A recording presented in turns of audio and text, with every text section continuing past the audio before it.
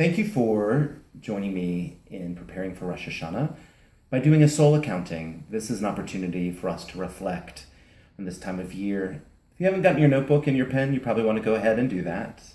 And this week we're focusing on love of neighbor. So I want to share a story with you. The first piece of art that I ever bought was a piece of folk art because my parents collected folk art. It was for my father. And I found this beautifully colored snake, and emblazoned in it were the words, "That's about enough out of you, Buster." And when I saw it, I knew I had to get it for my father because there was this little bit of an inside joke where my father could never remember what my major was in college. Now, it was a little bit of a different major than most, but I expected after 4 years that he would know what I was studying. And so it was probably my way of saying, I don't always feel heard.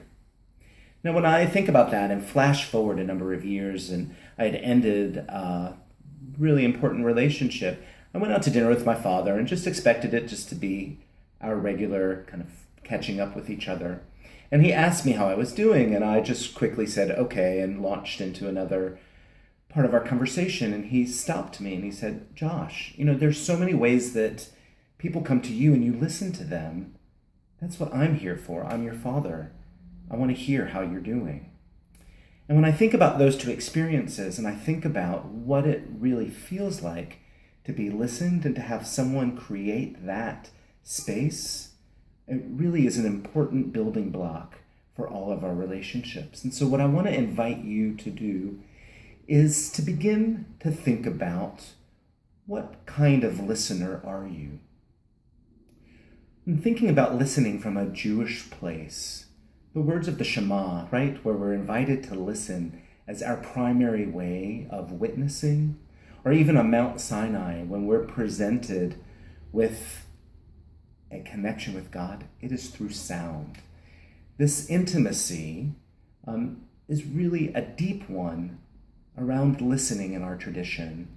Rabbi Jonathan Sacks says it's actually one of the most important things that Judaism brought from the Western world, and that Rabbi David Cohen, who was the chief rabbi of Haifa, a student of Rav Kook, the chief rabbi of Israel, noted that in the Talmud, the metaphors for understanding and for learning were all in the form of listening, and words that were based on listening. And so that we commit to understanding each other and being in relationship through our listening. So take a moment and reflect on a time when you were really well listened to, just as a baseline.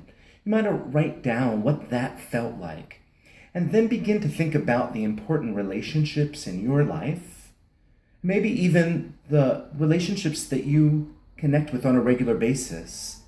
And what kind of listener are you in those relationships? What do you want to bring to a sense of presence and quality with them? I want to leave you with a paraphrase from Rachel Naomi Remen in her book, Kitchen Table Wisdom. She offers that listening is one of the greatest gifts that we can offer another person. Our sense of careful, loving attention matters more than almost anything else. In fact, being present and listening from a caring sense of silence is often much better received than even the most well-intentioned words.